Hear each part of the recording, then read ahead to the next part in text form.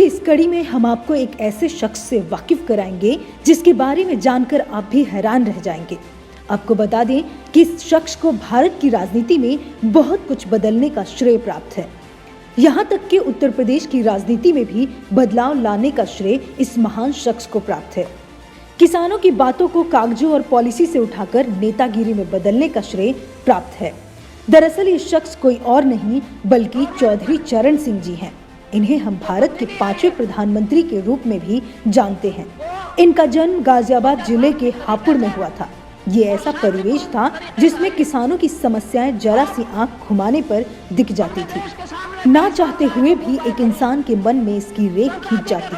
चौधरी चरण सिंह को किसानों का प्रेमी कहा जाता है, या यूं कहें कि इन्होंने अपने जीवन काल में किसान हित के लिए बहुत कुछ किया, जिससे किसानों को न सिर्फ राहत मिली बल्कि भारतीय राजनीति में किसानों की समस्या एक मुख्य मुद्दा भी बना।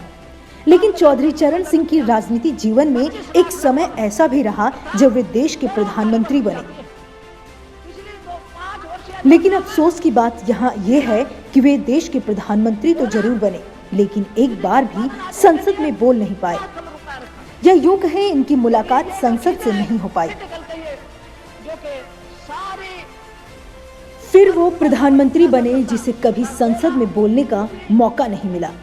दरअसल इंदिरा गांधी के प्रधानमंत्री रहते हुए एक समय ऐसा भी था जब देश की शांति व्यवस्था पूरी तरह से भंग हो चुकी थी।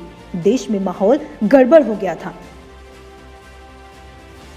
ये बात जग जाहिर है क्योंकि 1975 में इंदिरा ने विवादास्पद डिसीजन लिया और संपूर्ण देश में इमरजेंसी लगा दी। उस समय चरण सिंह भी जेल में डाल दिए गए। जेल में विरोधी पक्ष लामबंद हो गया। 1977 में लोकसभा चुनाव हुए और इंदिरा गांधी को जो मंजूर नहीं था उनके साथ वही हुआ।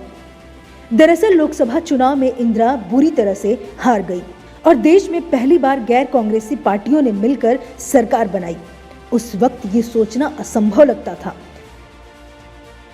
जनता पार्टी की सरकार बनी, मोरारजी देसाई प्रधानमंत्री बने।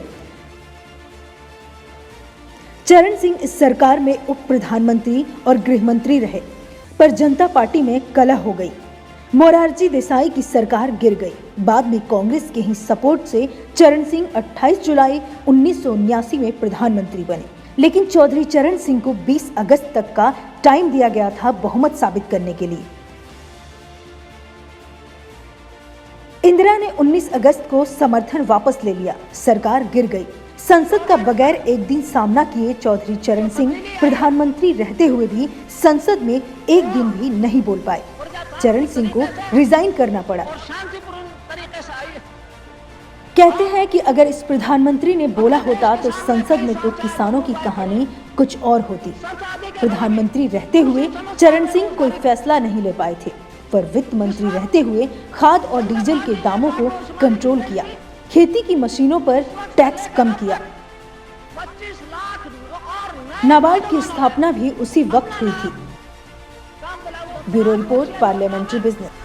सीमेंट, कोला, बिजली के उत्पादन आदि के लिए बहुत कम रुपया रखा है।